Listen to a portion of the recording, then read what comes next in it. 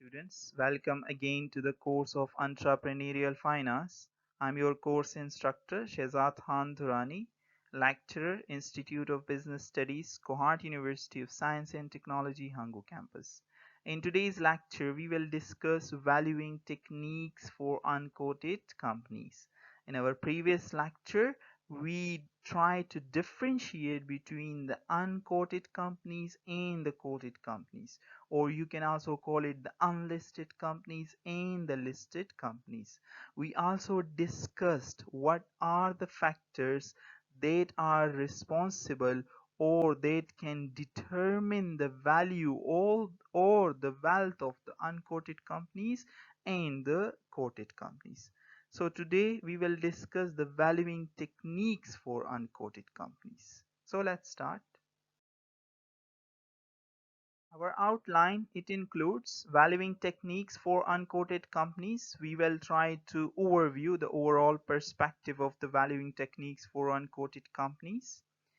And we will try to learn these three techniques, which are the first one, assets-based approach, income-based approach, and cash flow-based approach we have.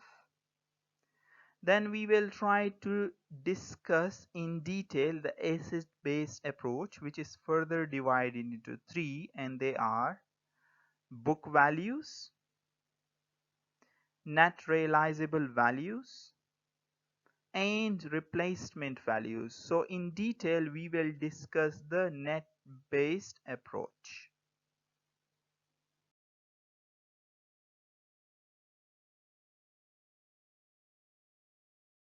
For unquoted companies, the basic concept or the perspective. The techniques for valuing unquoted companies, first we will try to understand its basic perspective, right? And the basic perspective is that the valuation difficulties are restricted to unlisted companies. So it's a general opinion or it's a common observation that the difficulties are only restricted to the unlisted or the unquoted companies. Why? Because listed companies have a quoted share price. They have a listed share price. Normally, the unlisted companies do not have that much of shareholders, right? They are looking for the owners. They are looking for the shareholders, right? So that's why it's really hard at the initial stage to evaluate its business or its total worth or value of the business. So however, even listed companies can present valuation challenges, right? So it's like this opinion or this observation is wrong, that only unlisted companies have the difficulties. The listed companies too, like for example, they have the challenges, they have the difficulties. For example, the example of them are when one is trying to predict the effect of a takeover on the share price, right? So for example, if there is a takeover, though for example we can say that it's in rare cases, or sometimes for example it can happen, there are techniques, there are methods that is also available, that how you can tackle this effect as well, but it's also a challenge, right, for the listed companies. So whenever a company is bought, right, the new owners have right to depend on the stake they hold, right? So they have the right, for example, what stakes they are holding, their rights are up to the stakes that they have, right? So that can be majority or it can be minority as well. So let's discuss further. We have the majority holders in a company, and they have access to their share of earnings, right? So they have access to it because they can opt for a winding up their share of net assets of the company, right? So they can go for a winding up, and it is up to the share of the net assets that they are holding in the company, right? And normally the majority holders, they have 80% of the shares or the total value of the company they have, right? So that's why they are called the majority holders. And because of that shares that they have, because of the net value of the assets that they have some rights over the company. Then we have the minority holders in the company. So they have access to the dividends the majority decide. Who are the majority? The majority, right? The 80%, the value holder of the company, to pay and share of the net assets, right? So they have to decide. If the majority decide to wind the company up, so if they decide, so then they have to pay to the minority. Minority is normally 20% of the total value of the company.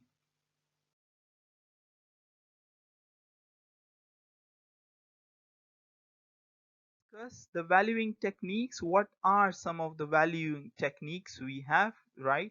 So we have like assets based approach, income based approach, and the cash flow based approach. So let's start. There are three broad approaches to share valuation. The first one is called asset-based approach, right? So you can, these are the techniques for the unquoted companies, right? How you can evaluate your total value or worth of your company. So you can evaluate through assets-based approach or income-based approach, or for example, cash flow based approach. So let's start. We will start from the assets based approach. So what is assets based approach? The business is estimated as being worth the value of its net assets, right? So on the basis of this technique, you are estimating, for example, your business as being the worth value of its net assets. What are some of your total assets? So you are just taking the total assets, both tangible and intangible, into your account in the assets based approach. There are three common ways of valuing its net assets, right? So you can further divide it into three. The first one is called book value, right? The second one is called net realizable values. According to that, you can value the worth of your net assets, the net realizable value. And the last one, we have the replacement values, right? Now we will discuss these one by one.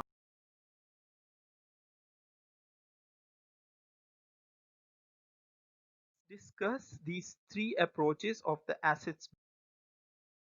So the first one, book value approach. The book value approach is practically useless. The first drawback of this book value approach, that it is a useless approach. Why it is a useless approach? We will try to learn this. The book value of non-current assets, right? You can also call it fixed assets like building, land, property, machinery, is based on historical or sunk cost. So normally in finance, it is based on historical. You are taking it on the basis of historical or sunk cost and relatively arbitrary depreciation, the random depreciation, right? So you are calculating the value of the depreciation each year, right? And the historical sunk cost, and you are assigning that value to your non-current assets, right? In the book. So these amounts are unlikely to be relevant to any purchaser or seller. So any seller, any purchaser would create or would ask many questions related to the historical cost and related to the depreciation of your non-current assets. So that's why we say that it's a useless approach, because it leads to many questions. Many questions can arise about your non-current assets, right? And its depreciation in the mind of the purchaser or the seller. So the book value of non-current assets, the fixed assets other than cash, might also not be relevant, as inventory and receivable might require adjustments, right?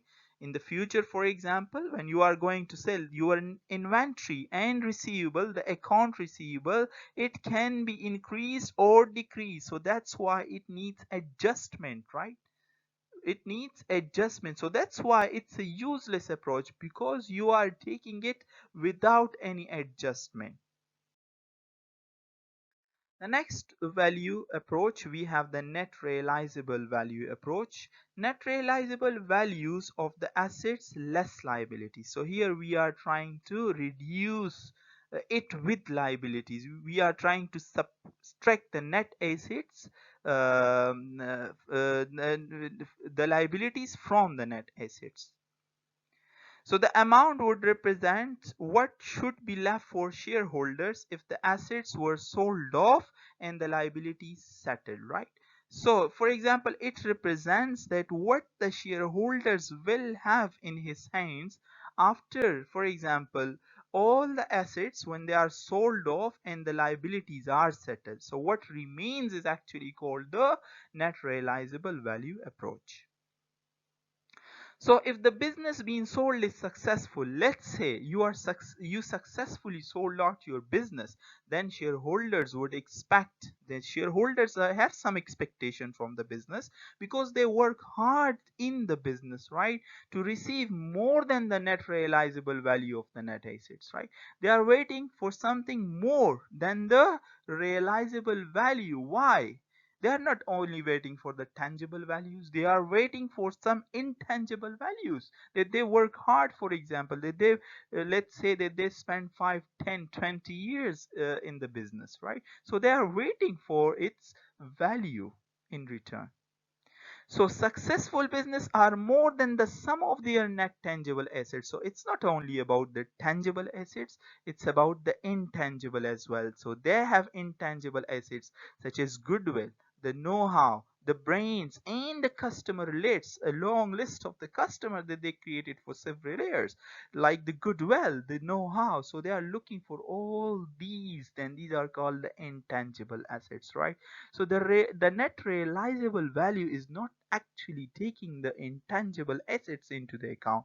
So that's why it's one of the drawback again of the net realizable value approach. Let's explain further. So the none of which is likely to be reflected in the net realizable value of the assets less liabilities. None of the intangible assets is actually reflected in the net realizable values of the asset less liabilities, right? Of which I mean like the intangible assets. Net realizable value therefore represents a worst case scenario. So you can say that it's a worst case scenario, right? Because it's not taking all the tangible and the intangible into the account, right? Because selling off the tangible assets was always be available as an option. You always have the option to, for example, to go for the tangible assets to sell, but you spend your energies just for the intangible, right? The selling shareholder should therefore not accept less than the net realizable amount. So the shareholder cannot go below the net realizable amount, and he can't actually, but should usually hope for more, and he can hope for more. So that's called the net realizable value approach, that how you can evaluate or value the total worth or total value of your business. The next one is called the replacement values approach. And what is it? Once again, not of great practical benefit, right? In the replacement approach, again, you will not get that much of benefit, right? Again, it has many drawbacks. How? So let's see. This approach tries to determine what it would cost to set up the business if it were being started now. So you are just replacing it, right? Replacing it with the time. If I started it now, what would be the value of my business, right? And normally it's less than the actual value because of the time value of money. So again, the replacement values approach is baseless, or it has no practical benefit, you can say.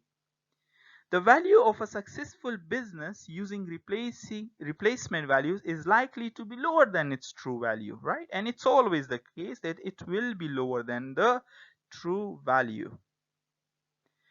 So unless an estimate is made for the value of the goodwill, again, for example, how you will provide an estimation for the goodwill, for example, let's say you that business was continued for 5 years. So how you will estimate your value, the brains that you created, right? And other intangible assets such as the brains, right? So again, the replacement value approach is has no practical benefit.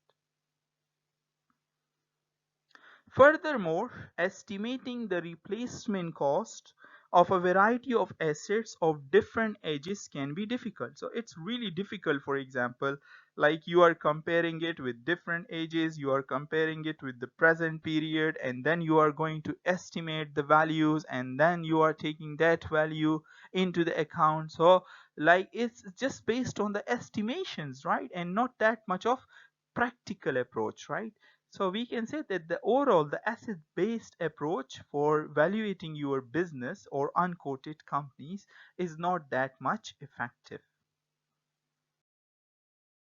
Now let's see which method is more useful, right? The useful approach. So of the three approaches that we discussed, net realizable value is likely to be the most useful because it presents the sellers with the lowest value they should accept.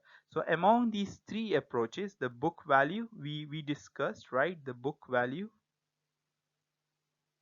that we discussed, net realizable values, and the replacement values, the three values that we discuss. Among these three, the net realizable value is the most useful one. So if you are going for any value, just go for net realizable values. You can calculate your total or net assets and then decrease the liabilities.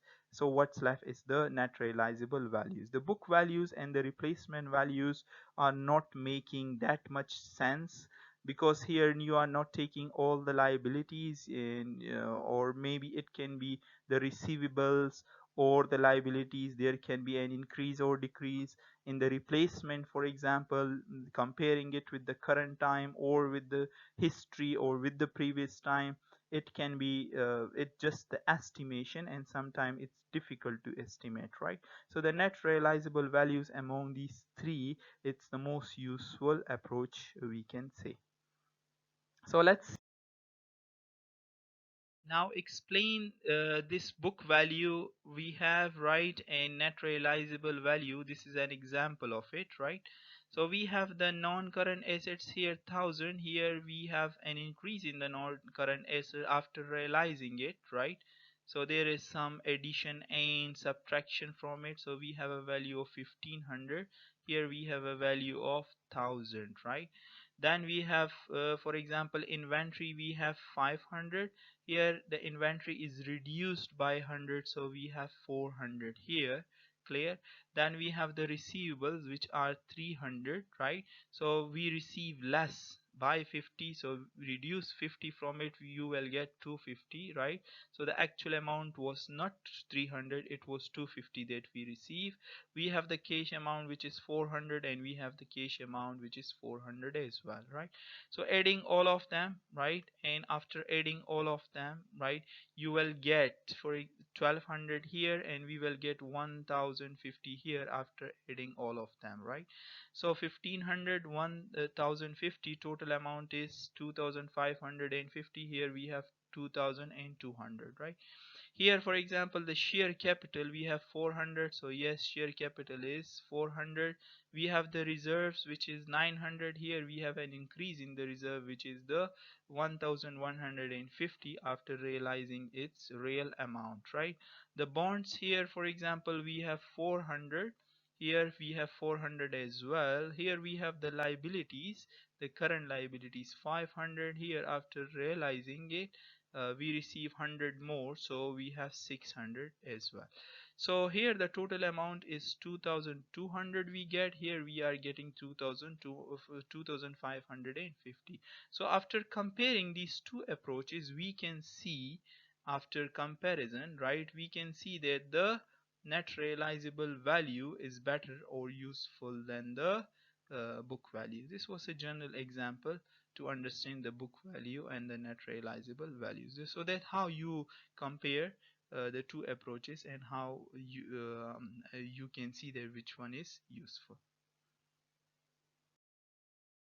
These are the references that I used while making my slides. Thank you.